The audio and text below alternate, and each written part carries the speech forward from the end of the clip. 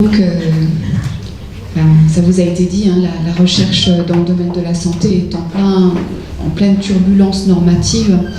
Et la présentation que je vais vous faire va vous montrer qu'en matière de protection des données, c'est très emblématique de ces turbulences. C'est un droit assez compliqué. Je vais essayer de vous clarifier la manière dont tout ça s'articule. Donc d'abord, vous présentez le nouveau cadre réglementaire relatif à la protection des données à caractère personnel applicable à la recherche dans le domaine de la santé, puisque c'est très, très spécifique. Et puis, vous indiquez un peu ce que l'on fait à l'INSERM pour implémenter ce droit et se mettre en conformité. Alors, cadre réglementaire, le texte de référence aujourd'hui, c'est ce règlement européen du 27 avril 2016 qui est entré en application le 25 mai, le 25 mai 2018 et qui est, comme tous les règlements, directement applicable dans les États membres, contrairement à une directive qui a besoin d'une loi de transposition nationale normalement. Donc c'est ce règlement qui donc s'applique dans toute l'Union et qui réglemente la protection des données. Mais en réalité, c'est pas si simple que ça, parce que ce règlement a des petits airs de directive. Il y a dans ce règlement européen à peu près 30 renvois aux législations nationales, c'est-à-dire la possibilité pour les États membres de prévoir des spécificités nationales qui vont concerner les données de santé, les données génétiques, la recherche scientifique et l'identifiant national, le numéro d'identifiant national, pour ne citer que quelques renvois. Et bien sûr, la loi française, le législateur a usé de ce pouvoir de subsidiarité et il y a eu, comme vous l'a dit Stéphanie, une loi qui a modifié la loi informatique et liberté que vous connaissez peut-être du 6 janvier 1978 pour pouvoir justement introduire ces spécificités nationales. Et dans ces spécificités nationales, eh bien, il y a une réglementation particulière pour nous Français qui concerne la recherche dans le domaine de la santé et que je vais essayer de vous présenter. Donc, ça voulait dire, alors ça posait un vrai problème de lisibilité parce que vous aviez d'une part le règlement qu'on n'a pas le droit de réécrire à travers une loi nationale, puis d'autre part une loi nationale qui prévoyait des spécificités et pour nous qui accompagnons les chercheurs, pour les chercheurs, fallait lire d'une part le RGPD, d'autre part la loi, enfin franchement ça posait des vrais problèmes de lisibilité. C'est la raison pour laquelle il y a eu une nouvelle modification de la loi informatique et liberté par une ordonnance du mois de décembre qui essaye, si vous voulez, de faire une sorte de texte qui intègre les deux pour que ce soit lisible. Est-ce que c'est très lisible ? Non, je vous le dis, franchement, c'est pas lisible. Mais en tout cas, ça permet. Non, mais il y a un vrai problème de lisibilité et de vrais enjeux de pédagogie à l'égard des chercheurs parce que ce droit est de plus en plus contraignant, de plus en plus sanctionné et en même temps, sa lisibilité elle est quand même très relative.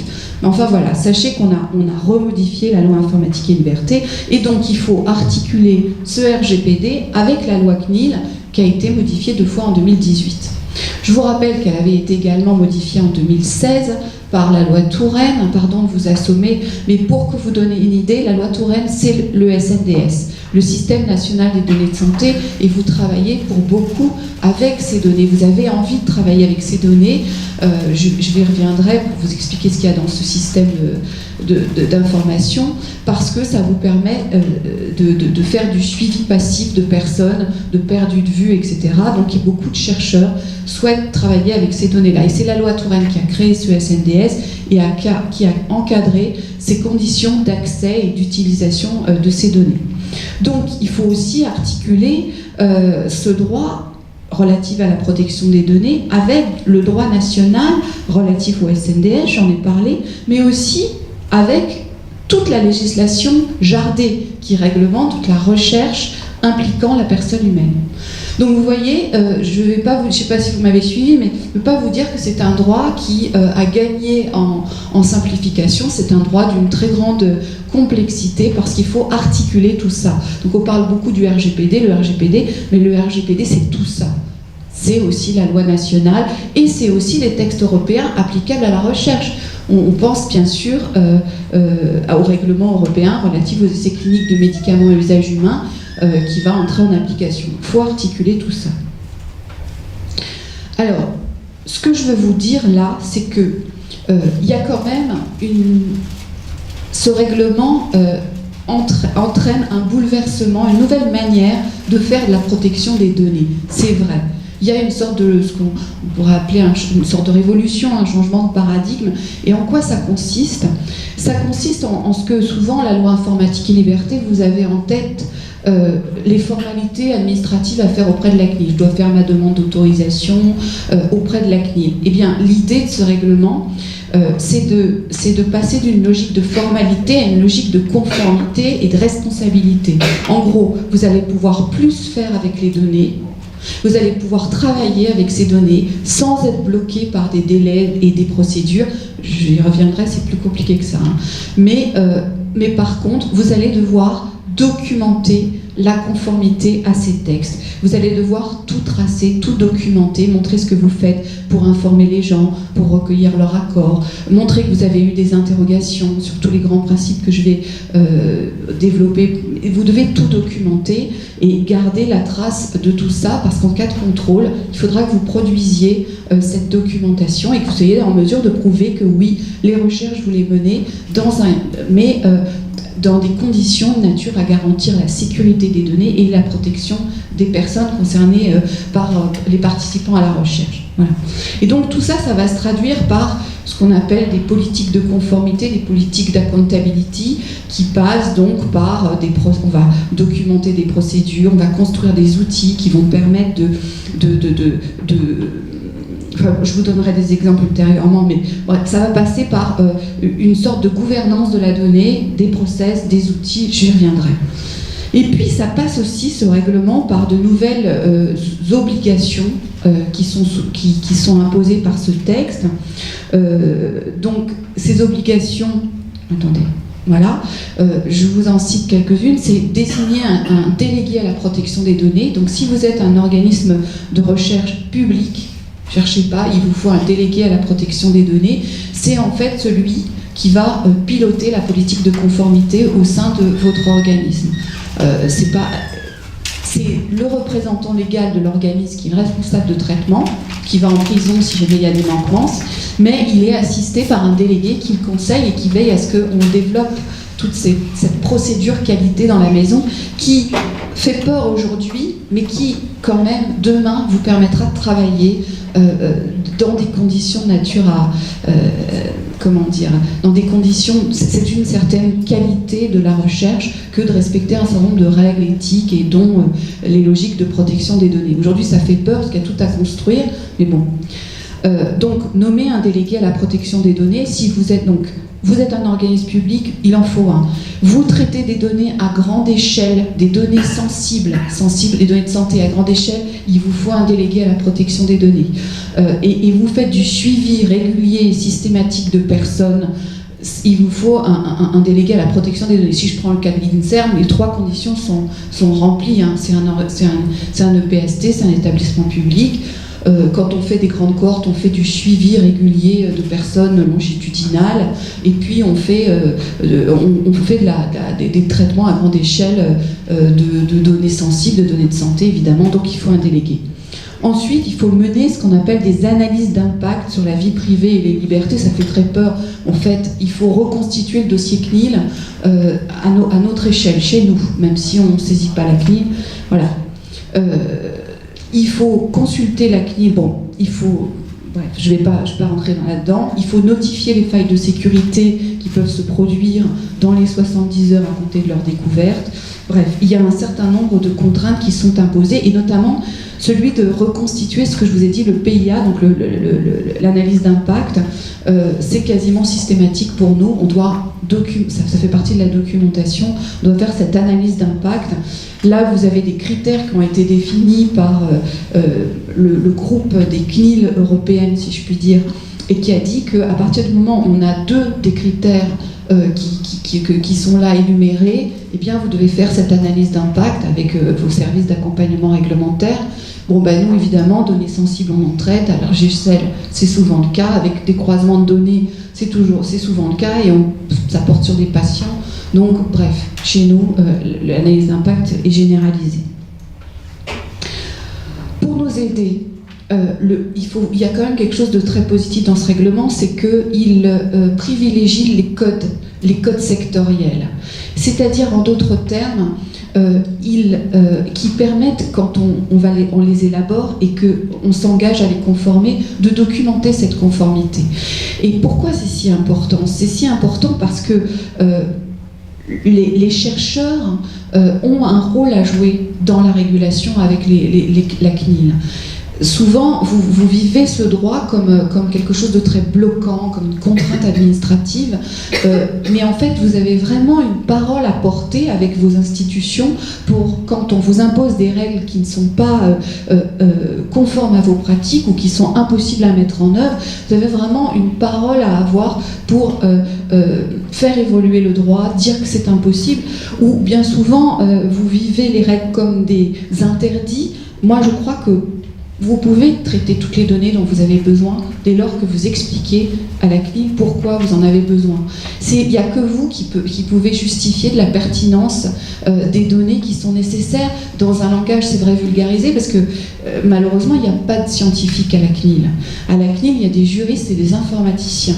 Donc vous devez vulgariser, c'est vrai, votre savoir, et expliquer que vous avez besoin. Mais je ne me souviens pas d'un dossier où il y ait pu avoir besoin de données extrêmement sensibles sur la vie sexuelle, sur l'origine raciale, ou de données très identifiantes qui n'aient pas pu être collectées quand c'était tout à fait justifié. Donc vous avez vraiment une parole à porter à travers l'élaboration de ces codes de conduite, et on va en faire pour vous aider, en lien bien sûr avec la CNIL.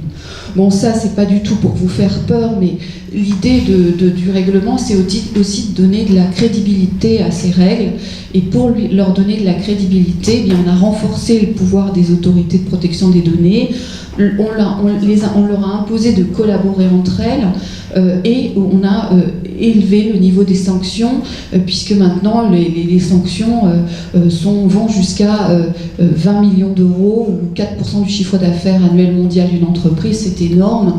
Voilà, vous vous souvenez que Google avait été condamné à la CNIL à une amende de 30 000 euros, ce qui avait été peu de choses pour une entreprise de cette envergure. Par contre, la publicité qu'avait dû faire Google sur son site avait été autrement plus préjudiciable au groupe. Enfin voilà, on change d'échelle de sanctions.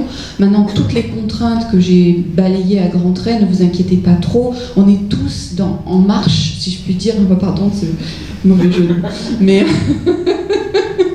excusez-moi, je veux dire, on est tous en train d'essayer de nous conformer à la réglementation, et on part tous de loin, et je crois qu'aujourd'hui, l'idée c'est vraiment de ne pas, surtout la pire des choses, c'est de ne rien faire. Mais si vous n'êtes pas totalement conforme, nommez un délégué à la protection des données, documentez ce que vous faites, et montrez que vous avez commencé à vous mettre en conformité. Ne faites pas rien, surtout ne faites pas rien, c'est la pire des stratégies. Mais en même temps, la CNIL elle-même se prépare à ça. Donc je pense qu'elle sera assez bienveillante pour toutes les nouvelles obligations. En revanche, ce que je veux vous dire aussi, c'est que bien sûr, tout ça est une nouvelle manière de faire, mais en même temps, la réglementation relative à la protection des données, elle n'est pas nouvelle, vous la connaissez déjà. Donc, c'est un droit qui est ancien et qui portait déjà l'idée que les données de santé, c'était des données sensibles, et que donc, bien sûr, on pouvait les traiter, mais dans des conditions de garantie particulières et moyennant des autorisations. Donc, c'est pas du tout nouveau. Ce qui n'est pas nouveau non plus, c'est qu'est-ce qu'on entend, à partir de quand cette législation est applicable. Elle est applicable à partir du moment où vous avez un traitement de données à caractère personnel, un traitement qui soit manuel ou automatisé. À partir du moment où vous commencez à collecter des données, même de façon de façon manuelle, si ensuite vous devez les informatiser, ça rentre dans le traitement. Et il faut une donnée à caractère personnel. Alors, qu'est-ce que c'est qu'une donnée à caractère personnel? C'est une donnée qui porte un risque de réidentification des personnes, qu'il soit direct ou indirect. Ça peut être le nom, prénom, ça peut être un numéro, ça peut être une image, ça peut être un enregistrement sonore, ça peut être un code, l'adresse IP de l'ordinateur, ça peut être plein de choses, ça peut être un agrégat de données qui, rapprochées les unes des autres, permettent d'identifier une personne. Donc, cette législation dont je vous parle, elle n'est pas applicable quand les données sont anonymes. Qu'elles le soient ab initio ou qu'elles aient fait l'objet d'une procédure d'anonymisation, d'un traitement d'anonymisation. Et que dit le texte? Il dit que pour savoir, c'est notre responsabilité à nous, responsables de traitement, de dire si une donnée est réellement anonyme et de le documenter. Vous pouvez dire, non, moi je n'ai pas fait de formalité CNIL parce que c'est anonyme. Documentez-le. Et comment on fait pour le documenter? Le texte dit que la possibilité d'identifier une personne s'apprécie au regard des moyens raisonnablement susceptibles d'être utilisés par soit le promoteur ou le responsable du traitement quand il n'y a pas de promotion, soit une autre personne. Et il faut dire quels sont les facteurs objectifs qui font que c'est pas possible d'identifier. C'est pas possible parce que ça va coûter très cher, ça va nécessiter beaucoup de temps, les technologies ne le permettent pas aujourd'hui et demain, et ça suppose des réévaluations régulières de risques. Mais sachez que c'est sous notre responsabilité. Donc c'est très important de documenter ça. Le règlement donne une définition de ce qu'on appelle la donnée pseudonyme. Bien souvent, quand vous venez nous voir, vous dites « Ah oui, non, mais c'est anonyme, on a un code, le code avec la table de correspondance reste dans l'hôpital. » Mais non, ça, c'est pas de la donnée anonyme, c'est de la donnée pseudonyme. Parce que, en fait, ce que dit le règlement, c'est que la donnée pseudonyme suppose deux critères, une séparation des données d'identification et des données médicales d'autre part, puis des mesures organisationnelles. Enfin bref, la table de correspondance, elle est gardée quelque part, elle est accessible à un nombre limité de personnes, spécialement habilitées. Voilà. Et bien ça, c'est de la donnée pseudonymisée, et on l'utilise beaucoup en matière de recherche. Deux techniques sont couramment utilisées, ce que je viens de décrire, la table de correspondance avec un code associé aux données, ou alors tout ce qui a beaucoup été utilisé dans les années 2000, qui sont les fonctions de hachage qui sont utilisées avec un secret, qui permettent de chaîner des données dans le temps sur un individu sans permettre de l'identifier. On pense notamment au suivi épidémiologique du sida qui est sous l'égide de Santé publique France, et où on prend des traits d'identité, le NIR, nom, prénom, et puis on applique un algorithme de hachage, et on fait ça, on le fait tout le temps, ce qui fait que finalement vous allez suivre un même individu, mais vous ne savez pas qui c'est, puisque c'est une fonction de hachage qui brouille l'identité. Voilà, c'est ce qui est utilisé aussi dans le SNIRAM, le Système national d'information interrégime de l'assurance maladie. En gros, chaque fois que vous allez voir un médecin, vous sortez votre carte vitale, toutes les données sont dans le SNIRAM.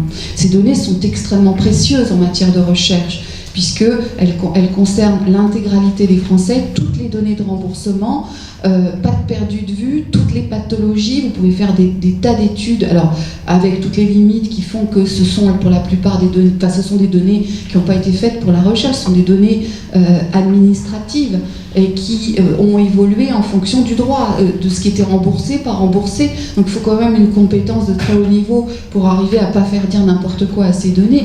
C'est fondamental dans vos recherches. Mais bon, voilà, le SNIRAM, il fonctionne avec un dispositif comme celui-là, et ce ne sont pas donc des données anonymes. Alors, pourquoi j'insiste là-dessus? Parce que beaucoup d'entre vous veulent utiliser ces données. Et pour utiliser ces données, compte tenu de cette technique de pseudonymisation, vous êtes obligé d'avoir le numéro de sécurité sociale, parce que, en fait, comment ça se passe? C'est que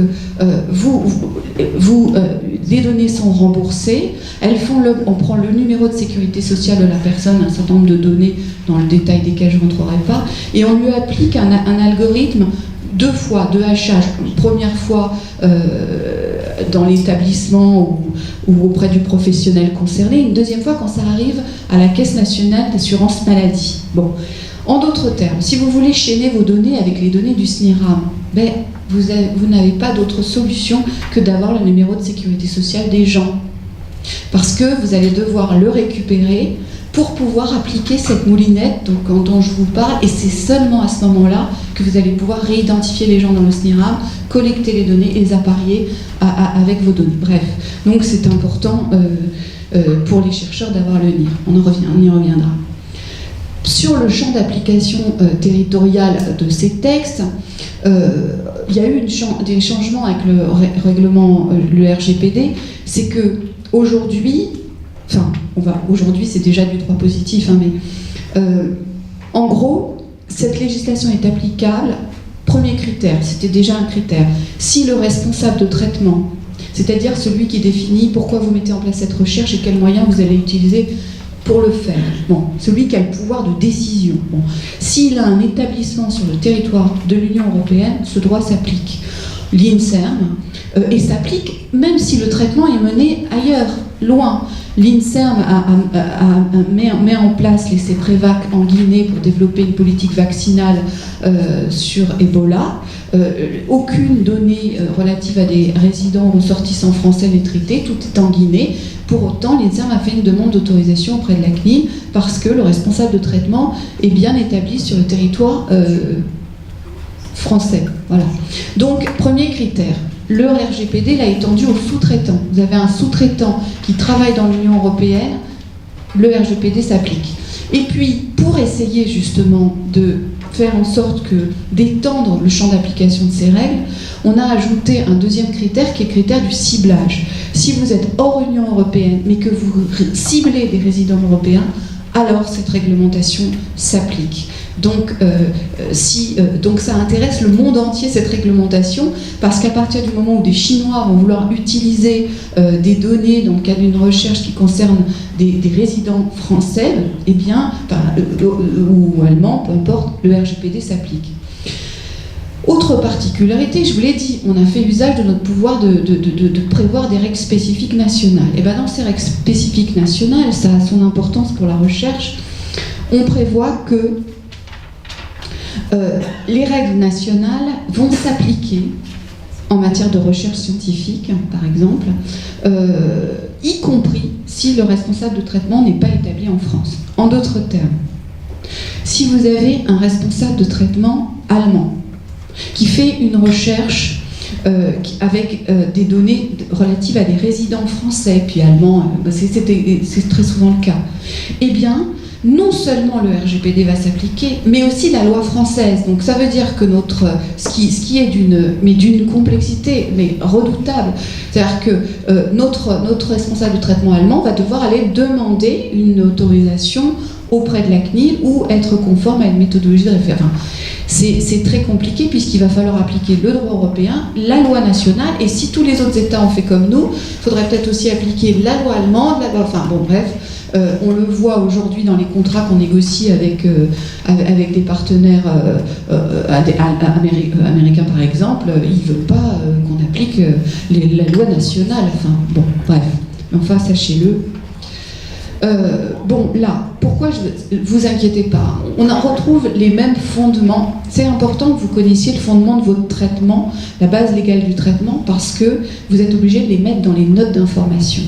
Donc, il faut vous faire accompagner par des juristes, mais sachez, donc on retrouve exactement les mêmes fondements qui étaient dans les précédentes lois informatique et liberté, pas de changement. Pourquoi je vous mets cette slide ?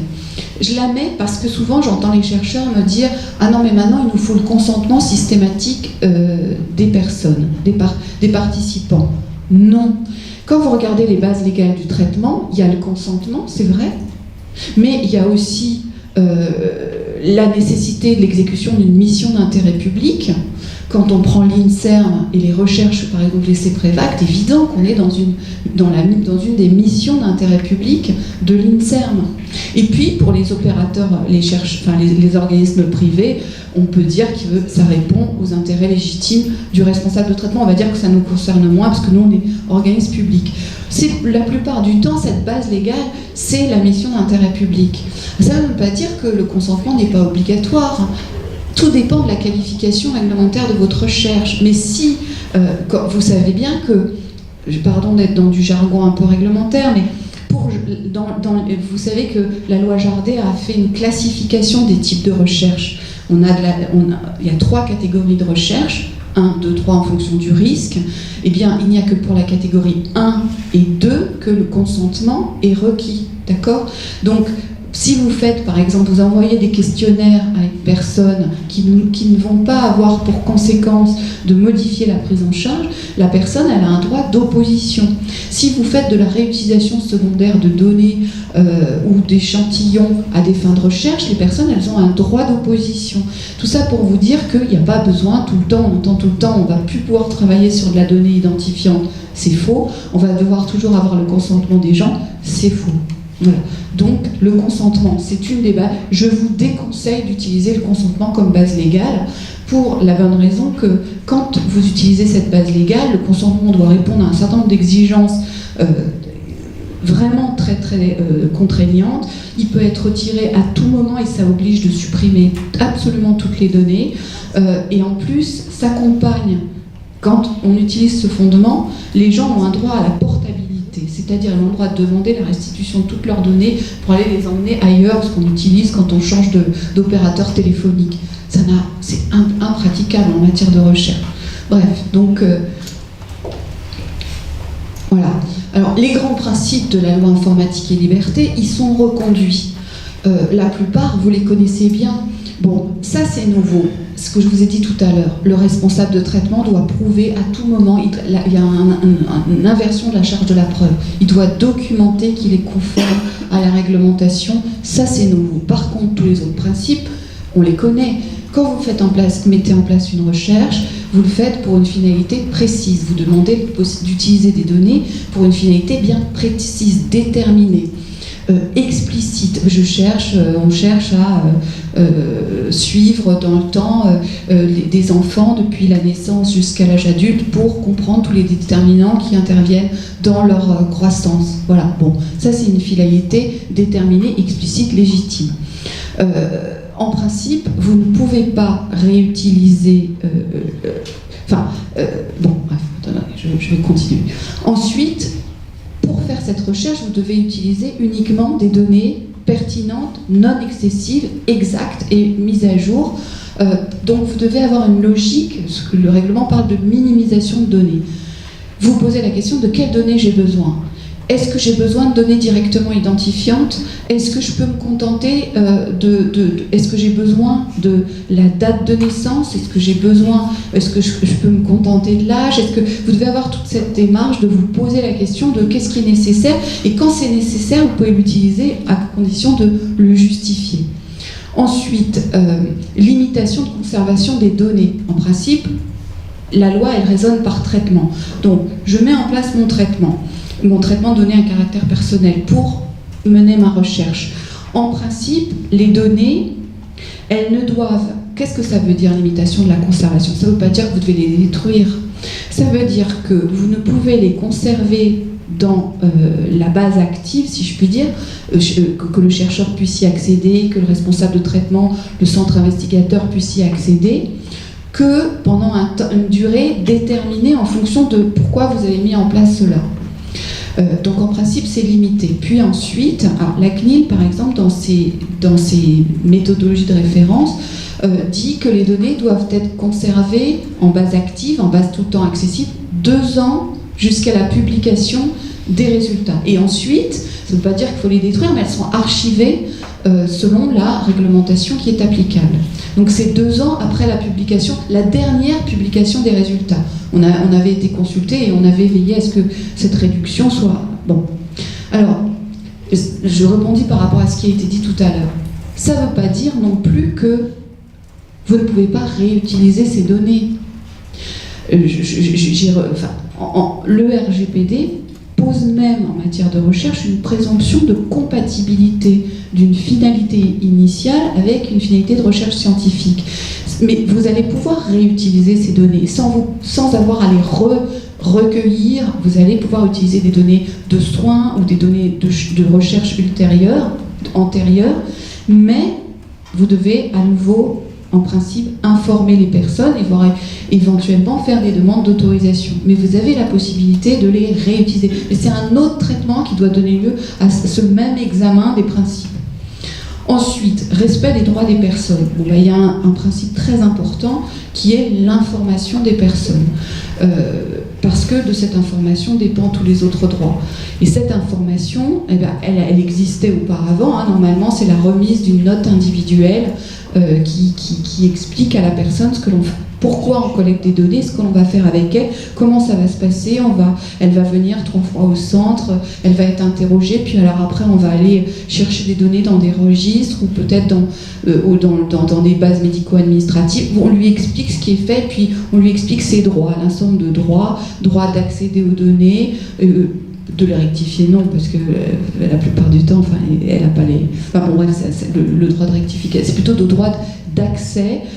Elle a, comme je vous l'ai dit, en fonction de la qualification réglementaire de la recherche, un droit de consentir, de retirer son consentement ou de s'opposer, c'est pas tout à fait la même chose. Consentir, il faut signer un consentement écrit, alors ça dépend, un consentement écrit, vous signez, un consentement express, c'est un consentement explicite et non équivoque. C'est-à-dire, par exemple, pour vous donner l'exemple de la Guinée, on ne pouvait pas faire signer les gens parce que dans la culture des Guinéens, signer un papier, c'était signer une sorte d'arrêt de mort, d'après ce que m'expliquaient les chercheurs. Il n'était pas question de... Donc en fait, ce qu'on a fait, c'est que ils ont fait donner un accord verbal et ils étaient en présence d'un tiers qui a attesté de leur accord. Donc ça, c'est un consentement express, pas écrit, je crois que c'était filmé. Voilà. Donc un consentement express. Bref, les droits des personnes, c'est pas nouveau. La sécurité des données, c'est pas nouveau non plus. La CNIL a toujours attaché une grande importance à la sécurité de ces données sensibles qui sont fortement, qui ont des potentialités discriminatoires. Donc tous ces principes, vous les connaissez, et c'est sur ces principes-là que la CNIL pourrait être tout à fait sévère quand elle fait des contrôles, pas sur toutes les nouvelles obligations que j'ai mentionnées. Alors, tout ça, non, vous inquiétez pas, hein, c'est juste pour dire que le règlement prend en considération les intérêts de la recherche, parce qu'il y a toujours eu... Attendez. Il y a toujours eu, dans les lois informatique et liberté, une interdiction de traiter des données sensibles, parmi lesquelles figurent les données de santé. Bon. Donc on retrouve ce principe d'interdiction avec des dérogations, et dans ces dérogations, il y a bien sûr les traitements à des fins de recherche scientifique. Donc là-dessus, le règlement prend en considération les intérêts de la recherche. Ce qui est nouveau, par contre, c'est qu'on a une définition de la donnée de santé. Il n'y avait pas ça avant. Donc voilà. Donc la donnée de santé, c'est tout un format des données à caractère personnel relatives à l'état de santé physique ou mental d'une personne, y compris la prestation de services de soins de santé, et qui révèle, ça veut dire indirectement ou directement des informations sur l'état de santé de la personne. Bon, je ne vais pas rentrer dans le détail, on a cette définition très précise, mais on voit bien qu'il y a des tas de données qui sont considérées comme des données de santé. Si vous prenez le numéro d'identification qui est dans un dossier médical, on considère que c'est une donnée de santé. Voilà, donc c'est tout ça. Ça peut aussi être par un appareil, quelle que soit sa source. Donc voilà, une définition large à l'échelle européenne.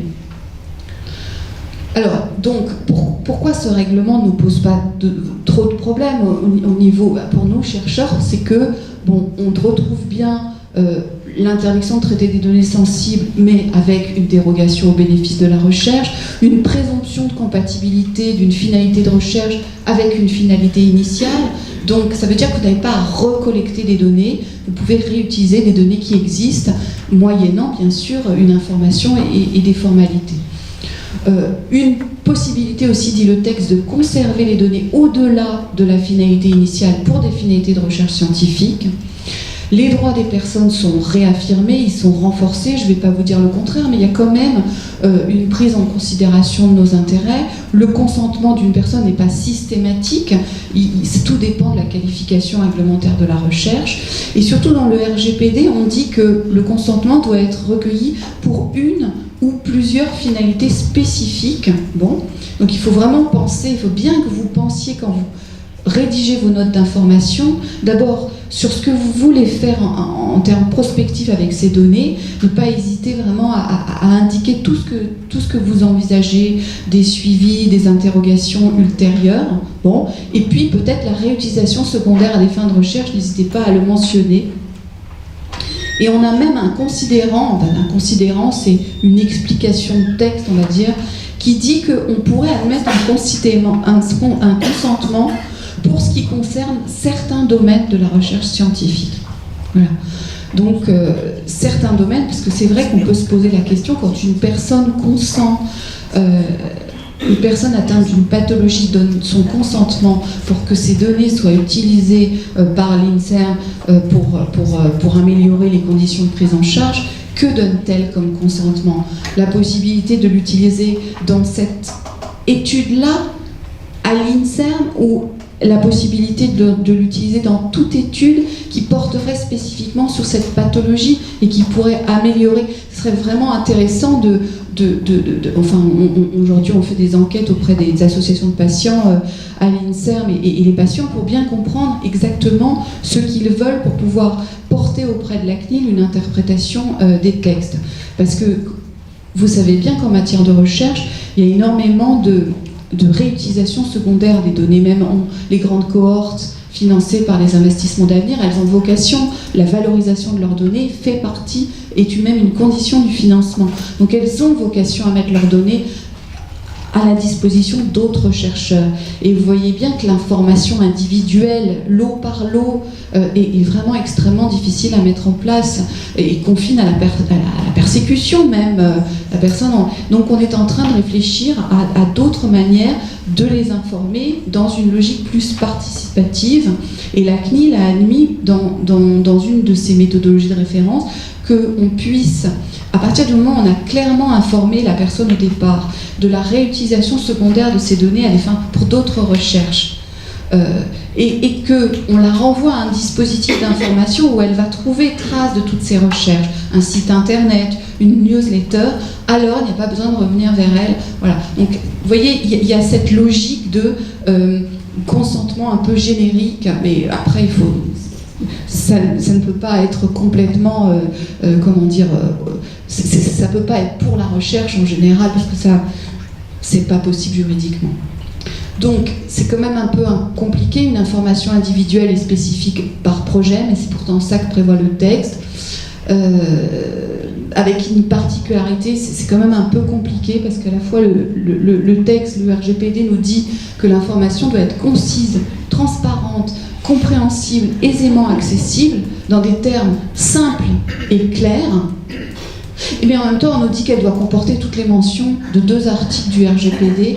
Et alors là, quand vous les lisez, vous voyez bien quand même qu'on a un vrai sujet, parce que, pour vous donner une idée, il faut les coordonnées et l'adresse du responsable de traitement, donc de l'INSERM. Il faut les coordonnées du délégué à la protection des données. Il faut la base légale du traitement. Il faut la durée de conservation des données.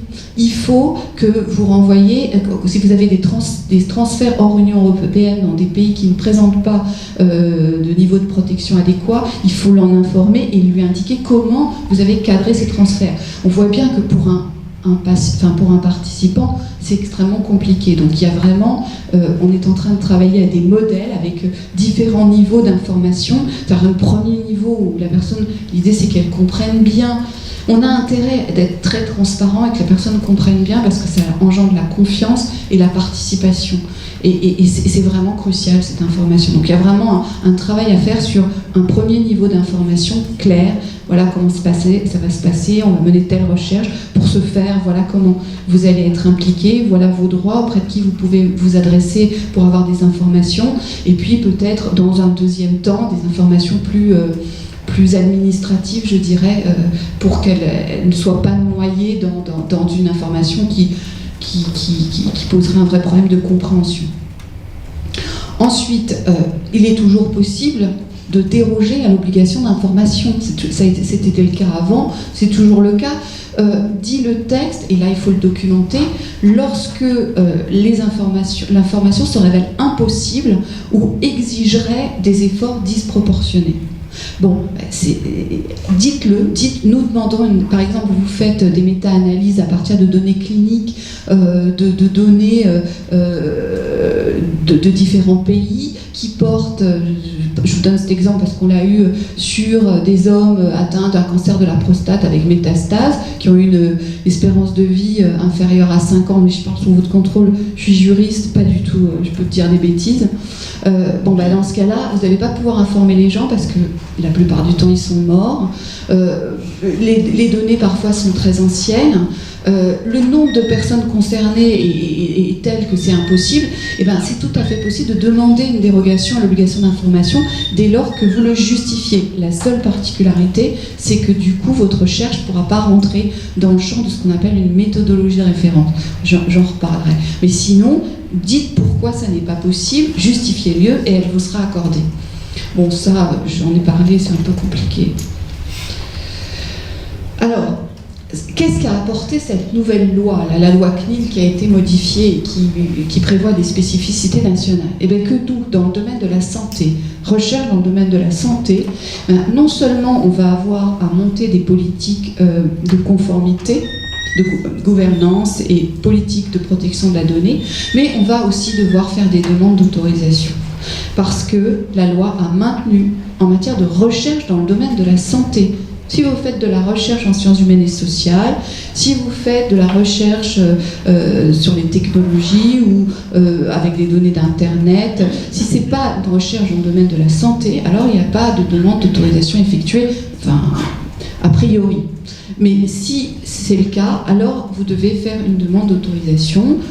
Alors, comment on fait? C'est toujours la CNIL qui autorise, mais le comité, il y a un comité qui intervient avant elle pour donner un avis, parce qu'encore une fois, il n'y a pas de scientifique à la CNIL. Ce comité est différent selon que la recherche implique ou n'implique pas la personne humaine. Donc la qualification, elle est de notre responsabilité, de dire oui, ça implique la personne humaine. Bon, il y a les services d'appui réglementaire sauront vous accompagner, bien sûr. Si ça implique la personne humaine, même ça veut dire pour que ce soit une recherche qui implique la personne humaine, il faut qu'elle soit organisée et pratiquée sur l'être humain. Vous ayez un contact avec la personne, soit que vous collectiez des données auprès d'elle, soit que vous collectiez des échantillons, vous avez un contact, et qu'elle ait pour finalité l'amélioration des connaissances biologico-médicales. Ces deux critères. Si c'est le cas, ça implique la personne humaine et il faut l'avis systématique d'un comité de protection des personnes.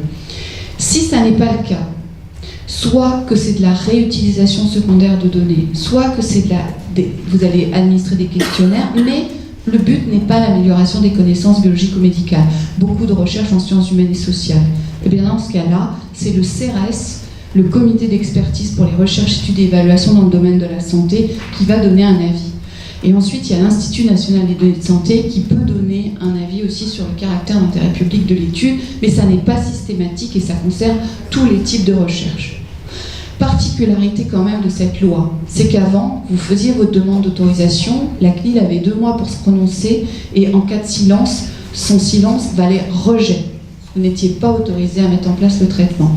Aujourd'hui, au bout de 2 mois, si elle ne vous a pas renouvelé le délai une fois, eh bien, son silence vaut acceptation à une condition, que les avis préalables rendus par les différentes instances qui sont mentionnées là soient expressément favorables.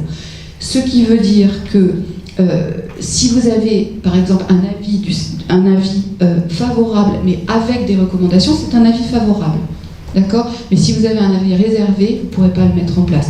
Ce qui paraît assez logique, puisque ça veut dire que la pertinence de la méthodologie, la pertinence des données collectées n'est pas avérée. Bon, voilà. Qu'est-ce qu'il y a d'autre à vous dire ? Oui, il y a aussi une chose importante, c'est que avant, pour aller chercher le NIR, pour pouvoir aller dans les bases d'assurance vieillesse ou d'assurance maladie, pour nos chercheurs, il fallait un décret en Conseil d'État. Parcours du combattant quand même. Hein. La loi Touraine a fait en sorte que, de façon générale, quand vous utilisez le numéro de sécurité sociale, c'est une simple autorisation de la CNIL qui est nécessaire. Bon. Mais il y avait encore une particularité quand le NIR était finalement utilisé comme identifiant national de santé. Je vous donne un exemple. Soit vous allez collecter le NIR auprès de la personne. Bon, très bien, autorisation CNIL. Soit vous allez collecter le NIR auprès des organismes qui sont fondés à le détenir, la Caisse nationale d'assurance vieillesse par exemple, autorisation CNIL. En revanche, si vous allez chercher le NIR dans un dossier médical ou service de facturation d'un hôpital, c'était pas possible, il manquait un texte. On a mis c'était très difficile à expliquer aux chercheurs, hein, parce qu'ils disaient mais c'est le même NIR, c'est toujours le numéro de sécurité sociale. Ben oui, mais bon voilà, donc ça c'est mis en cohérence et c'est très bien. Ça je vais passer. Bon, ça, je l'ai un petit peu expliqué, il y a trois types de recherches qui impliquent la personne humaine, hein, et il faut toujours l'avis d'un CPP. Et puis ça, c'est des recherches qui n'impliquent pas la personne humaine, je vous l'ai dit, soit utilisation exclusive de données et d'échantillons déjà collectés, soit elles sont collectées auprès des personnes, mais elles n'ont pas pour finalité le développement des connaissances biologiques et médicales. Dans ce cas-là, on saisit l'INDS qui joue aussi le rôle de secrétariat, et c'est le CRS qui donne un avis et la CNIL l'autorise. Ça, bon, pourquoi je vous ai mis ça, c'est que vous soyez en RIPH, en recherche impliquant la personne humaine ou pas, il y a toujours une information des personnes, bon, sur laquelle je suis déjà venue. Et ensuite, voilà, la qualification réglementaire de la recherche détermine finalement le régime de l'accord. Donc, si vous êtes en catégorie 1, vous faites de la recherche sur les médicaments, essais cliniques de médicaments, c'est un consentement écrit. Si vous êtes en catégorie 2, bon, il y a un arrêté qui liste toutes les recherches qui sont en catégorie 2, c'est un consentement express. En principe, en catégorie 3, c'est-à-dire vous allez administrer des questionnaires auprès des personnes, mais ces questionnaires n'ont pas, le résultat des questionnaires n'aura pas d'incidence sur la prise en charge, et bien c'est un droit d'opposition, c'est-à-dire vous informez les gens, et s'ils ne s'opposent pas, eh bien vous pouvez y aller. Ensuite, réutilisation secondaire ou d'échantillons, c'est un droit d'opposition, y compris quand vous faites de la réutilisation secondaire d'échantillons à des fins d'analyse génétique. On a mis en cohérence la loi Jardé avec la loi CNIL. Donc voilà, c'est un droit d'opposition. C'est un peu schématique, mais tout ça c'est important pour que vous vous y retrouviez ensuite sur ce que l'on appelle des méthodologies de référence. Pardon, hein, c'est un peu... c'est une image du droit, hein, mais... en gros, le principe, c'est l'autorisation. Mais la CNIL a la possibilité d'homologuer ce qu'on appelle des méthodologies de référence, c'est-à-dire des normes simplifiées. Dans un texte, elle liste l'ensemble des règles à respecter pour se mettre en conformité. Et si on entre dans son champ d'application et si on respecte toutes ces règles, eh bien, on n'a pas d'autorisation à demander auprès de la CNIL. Par contre, dans la logique du RGPD, on doit documenter, et vos services d'appui réglementaire vous y aideront, qu'on est bien dans son champ et qu'on en respecte les termes. Donc, pourquoi c'était important ce régime de consentement ou d'opposition? C'est parce que c'est le critère qu'a retenu la CNIL pour finalement les ventiler, ces différentes méthodologies de référence. Ce qu'il faut que vous ayez en tête, déjà quelques réflexes, si vous avez de la donnée directement identifiante, vous ne rentrez pas dans une méthodologie de référence. Si vous cherchez à collecter des données du SNDS, je dirais pur sucre, c'est-à-dire si vous voulez les apparier avec quelque chose, vous n'entrez pas dans la méthodologie de référence. À partir du moment où vous utilisez des données qui permettent d'apparier et qui permettent la réidentification des personnes, vous n'entrez pas dans les... En gros, les méthodologies de référence, c'est les traitements les plus usuels. Donc, si vous utilisez des données du SNDS, a priori, vous ne rentrez pas dans les méthodologies de référence. Si vous demandez une dérogation à l'obligation d'information, vous n'y rentrez pas. Et là, j'ai essayé de vous faire un tableau un peu didactique qui dit quelles méthodologies de référence sont applicables en fonction des catégories de recherche. Bien sûr, si vous n'entrez pas dedans, bien vous retombez dans le régime d'autorisation que j'ai décrit précédemment. Je vais peut-être pas, en fait, je crois que c'est quand même très technique, mais vous trouverez dans mon PowerPoint des règles qui s'appliquent au SNDS, hein, d'accord? Donc le SNDS, c'est le SNIRAM, les données d'assurance maladie, tout ce qui est PMSI, statistiques hospitalières. On y a ajouté les causes médicales de décès, maintenant elles sont dans le SNDS, donc si vous voulez des données chaînées avec SNIRAM, PMSI, CPDC, c'est aujourd'hui possible. Il y aura à terme les données des maisons départementales des personnes handicapées, un échantillon représentatif des données de remboursement de l'assurance maladie. Et puis vous avez sans doute entendu parler du Health Data Hub qui a vocation à élargir encore le champ de ce système d'information et qui notamment aux données cliniques. Voilà. Donc ça va encore évoluer, le droit n'est pas encore stabilisé. Voilà, je vais pas rentrer dans ce détail, peut-être même pas sur la manière dont on s'organise à l'INSERM, mais l'idée que, évidemment, l'INSERM, la donnée, c'est le cœur du métier de l'INSERM, et évidemment qu'il y a des enjeux autour de ces données qui sont tels qu'on est en train de mettre en place donc, une politique de conformité qui passe notamment, je vous donne quelques exemples de ce qui a été fait aujourd'hui, mais bon, bien sûr, on a nommé un DPO, il y a une campagne de sensibilisation qui est en cours auprès des chercheurs pour leur expliquer comment on travaille dans le respect de cette réglementation et qui va être développée en délégation régionale. Je suis aussi en train de mettre en place un réseau de référents protection des données qui existeront au sein de chacune des délégations et au sein des gros centres, des gros centres ou des grandes cohortes, et que je formerai pour qu'on puisse documenter la conformité avec des logiques de proximité. À la fin du mois ou début du mois prochain, il y a un espace dédié sur l'intranet de l'INSERM qui va être ouvert aux chercheurs avec des modèles types de notes d'information RGPD compatibles, avec des réponses types à demande de conseil, avec des fiches réflexes. Vous avez une violation de données, comment vous faites, qui vous prévenez, vous voulez faire un transfert de données hors Union européenne, comment vous cadrez, comment c'est possible. En fait, se servir de toutes les questions que nous envoient les chercheurs. On monte aussi des outils, justement des grilles que vous remplirez pour dire bah oui, on est bien dans le champ d'une MR et voilà toutes les règles, parce que c'est quand même une méthodologie de référence, un texte juridique quand même assez complexe, donc que vous puissiez comprendre quelles sont les règles à appliquer et que vous puissiez vous y conformer et qu'on puisse documenter. On va vous aider à documenter cette conformité. On ne va pas laisser les chercheurs seuls avec un cadre aussi d'une telle complexité. Donc l'idée, c'est vraiment ce qu'a dit Stéphanie, c'est l'accompagnement. Et puis on a mis en place un certain nombre de chantiers, mettre en place un registre de tous les traitements, parce que c'est une des obligations dans une maison comme l'INSERM, c'est très difficile. Et puis on travaille bien sûr, comme les unités INSERM sont mixtes, beaucoup avec les autres organismes, le CNRS, la PHP, etc., qui eux aussi sont dans cette démarche de mise en conformité. Voilà, j'espère que je ne vous ai pas trop assommé, parce que c'est quand même très technique, et je vous remercie beaucoup de votre courage, d'être très sage, et j'espère que vous n'êtes pas découragés. Il ne faut pas l'être.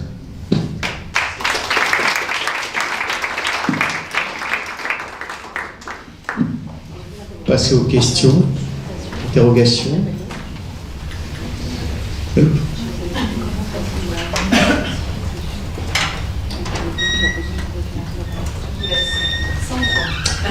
Bonjour, je suis Timothée Bonnet, je suis le délégué à la protection des données de l'Université Paris 13 et également responsable du service des archives.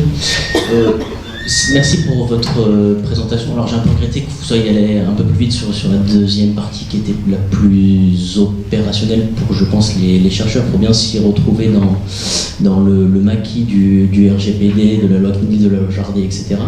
Mais au final, ce qui me semble le plus important en tant qu'organisme, c'est déjà au sein de l'INSERM que des universités, que des autres organismes de recherche, c'est de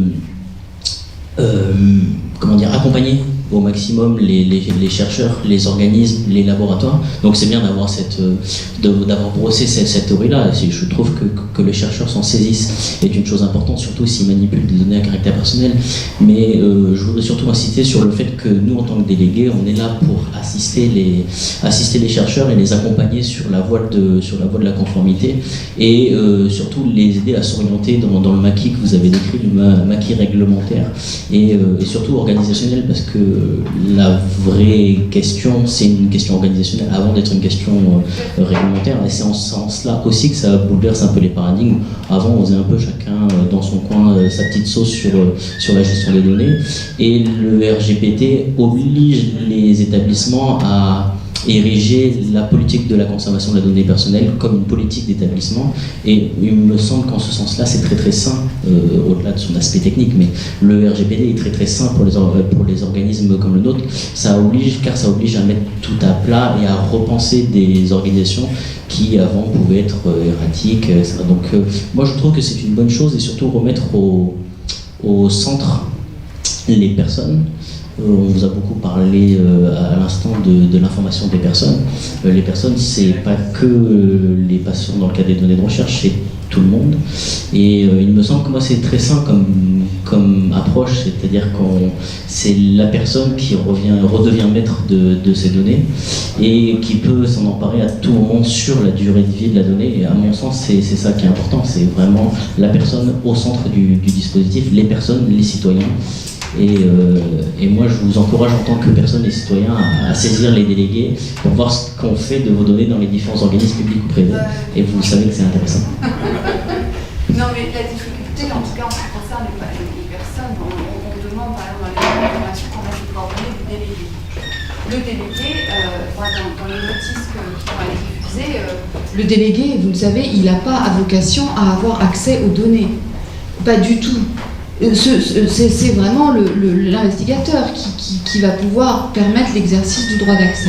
Donc je vous invite dans vos notes d'information à dire, si vous voulez exercer vos droits, bien sûr vos droits d'accès, etc., retirez votre accord, etc., vous faites-le auprès du centre investigateur et vous donnez les coordonnées. En cas de difficulté pour exercer vos droits, vous pouvez bien sûr contacter le délégué là. Mais je trouve que le texte ne nous a pas rendu service à nos délégués, parce que je vous rappelle qu'on a 1 mois pour faire droit à un droit d'accès. 1 mois. 15 jours, normalement, c'est porté 1 mois en cas de difficulté, mais normalement c'est quand même... Mais quand on s'adresse à quelqu'un qui n'a pas accès aux données, déjà il va falloir mettre en place de solides organisations, comme vous l'avez souligné, pour permettre l'exercice des droits, pour notifier les violations de données dans les délais, et c'est vrai qu'en 2019, la documentation des procédures va être très importante, et l'accompagnement des gens pour qu'ils ne se posent pas des questions. Qu'est-ce que je fais quand je mets en place un traitement? Comment je mène une analyse d'impact? Quel est le rôle de mon DPO? Est-ce que le DPO ne va pas faire les analyses d'impact? C'est les métiers qui vont les faire. Le DPO, il va être dans la validation, il va être dans les règles et conseils pour le faire. Il va parfois en accompagner quand c'est des dossiers très, très, très compliqués ou très stratégiques. Et puis surtout, il va avoir un rôle de validation des analyses d'impact. Donc c'est très important que vous puissiez savoir exactement ce qu'on peut attendre des uns et des autres.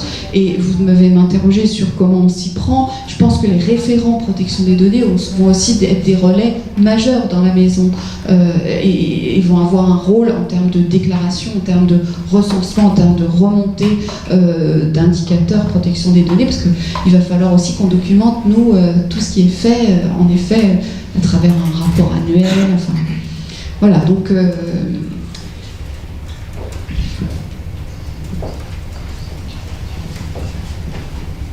Bonjour, je suis doctorante et j'arrive pas encore à situer quel dépôt je dois désigner pour faire ma demande de MR 004, vu que je suis dans une unité mixte.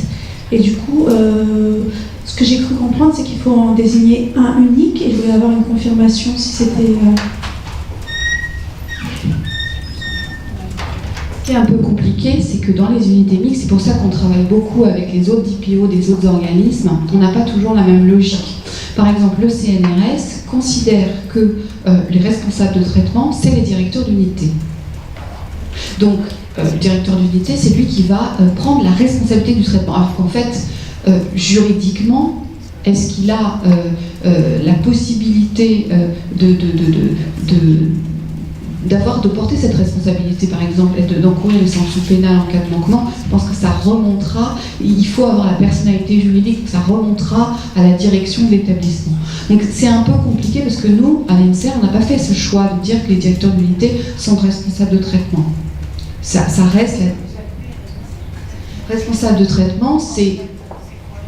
Le responsable de traitement, au sens des textes, c'est celui qui va décider de mettre en place une recherche.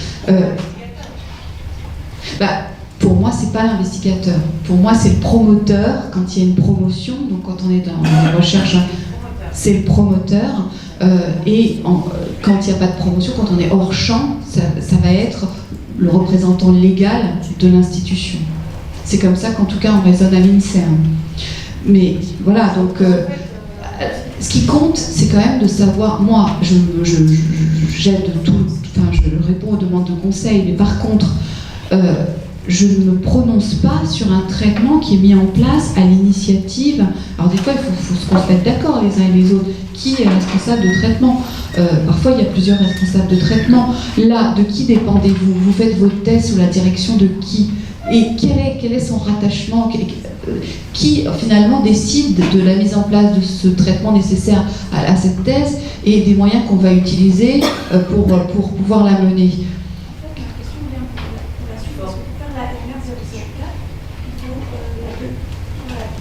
Il faut l'engagement de conformité du représentant légal. Voilà, c'est ça.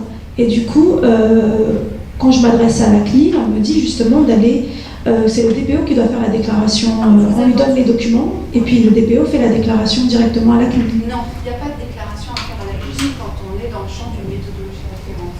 En fait, il y a un engagement de conformité générique qui a été pris par le représentant légal de l'organisme. Par exemple, donc le nouveau PDG Gilles Bloch vient de signer des engagements de conformité, et dans ce cas-là, ça vaut pour toutes les études qui vont rentrer dans ce champ et qui vont le respecter. Donc, on ne fait pas un engagement de conformité étude par étude. C'est tout l'objet de cette simplification, précisément, c'est de se dire, par contre, il faut bien, vous avez raison, qu'il y ait une entité qui confirme qu'on est bien dans le champ de la méthodologie et qu'on la respecte.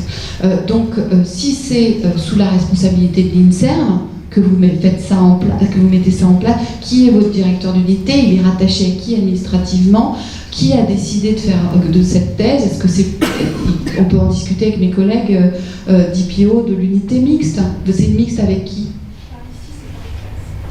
Par ici, c'est Paris 13. Donc, en général, un doctorant, il est rattaché à une université. Pour moi, la responsable de traitement, c'est l'université. Vous avez votre attachement administratif, c'est juridique, tout ça. Donc, ben voilà. Donc, pour moi, c'est le directeur c'est le DPO pardon, je vous donne du travail, mon cher collègue, mais c'est le DPO de l'université qui doit documenter cette conformité.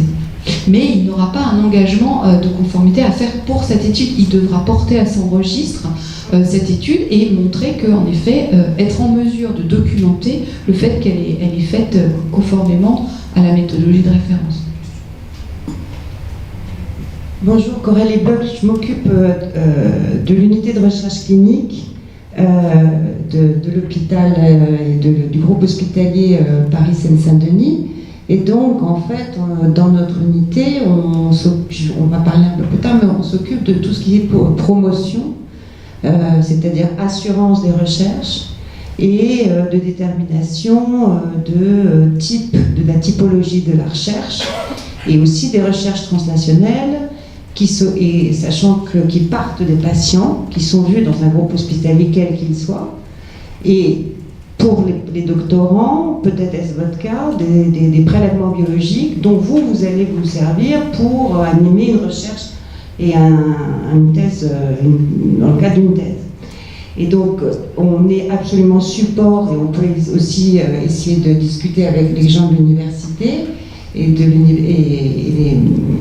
INSERM. On est absolument complémentaires et informatique à votre disposition pour vous fournir des informations pour la typologie de votre recherche, pour le type d'assurance, etc.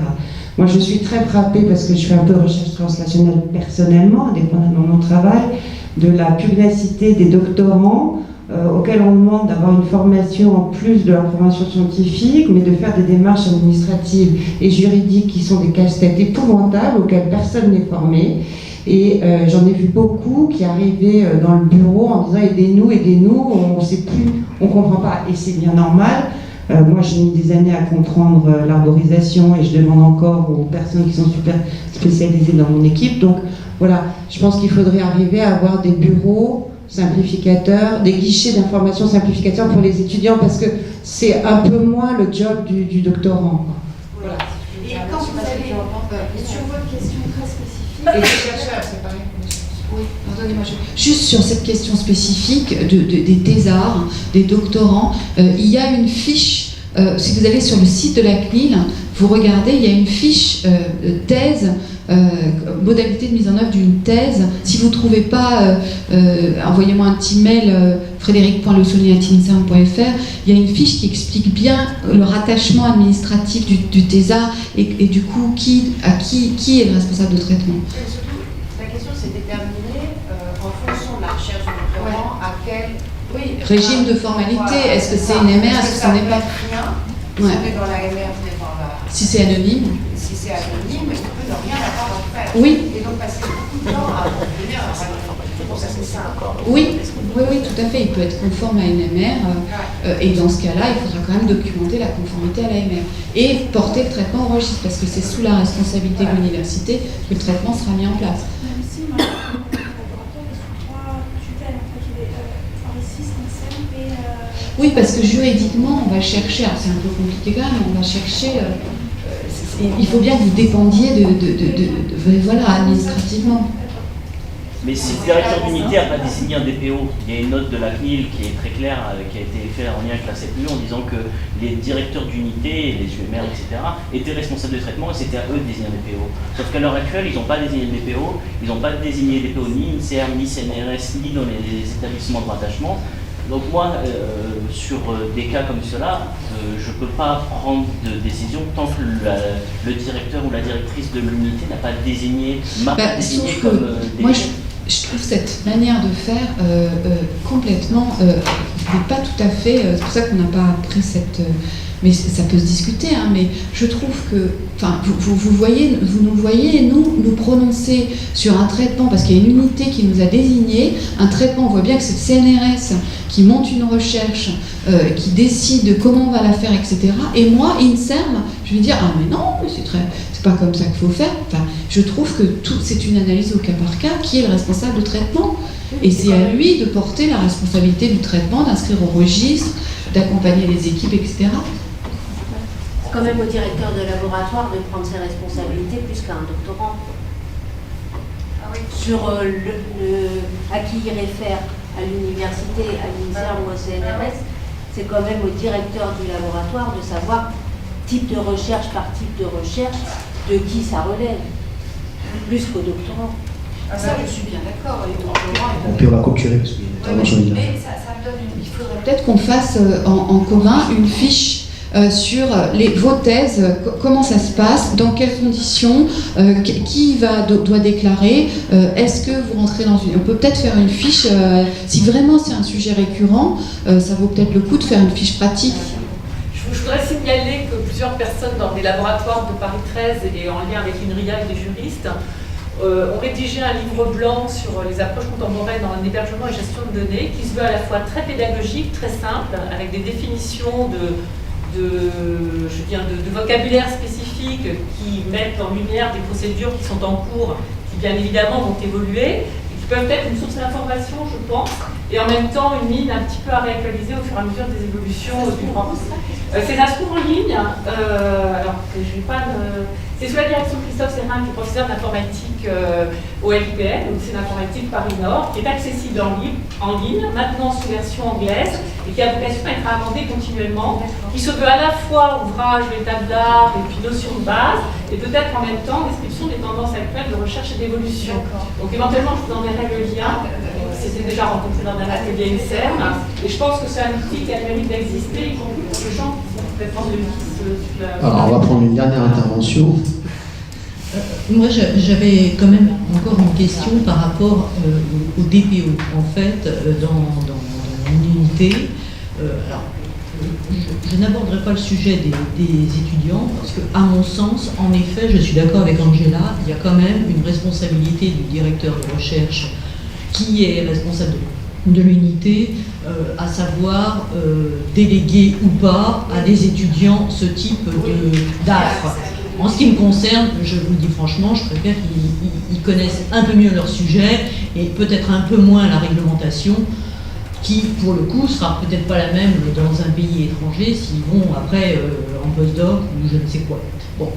Moi, ma question, elle était par rapport à ces histoires de DPO. En fait, quand on est une unité, souvent à l'INSERM, comme on travaille quand même en recherche médicale, on a des hospitalo-universitaires qui ont leurs règles de la THP, d'anonymisation ou de pseudo-anonymisation.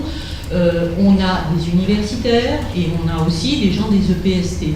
C'est très compliqué d'arriver à avoir un langage commun. Alors, j'ai bien noté que vous essayiez de travailler dans ce domaine-là, mais moi j'avoue que, par exemple, je ne suis pas sûre qu'on soit complètement dans les règles, parce qu'on a tendance à mélanger l'autorisation de prélèvement chez un patient et l'autorisation d'utilisation des données obtenues par la recherche de ce patient. Je pense qu'il n'y a finalement pas tant de patients qui sont au courant que leurs données, outre leur sang ou leurs urines ou whatever, vont être utilisés après à d'autres fins. Mais ça, il faut absolument les informer. Alors, est-ce que le consentement est-ce que le consentement, en fait, initial de prélèvement, doit systématiquement inclure aussi le traitement des données derrière? Oui. D'accord. Vous savez que ça va être utilisé, il faut le faire. Alors, sinon, honnêtement, actuellement, on est assailli, vous savez oui. aussi, de demandes de certificats de conformité, des projets qui avaient été émis.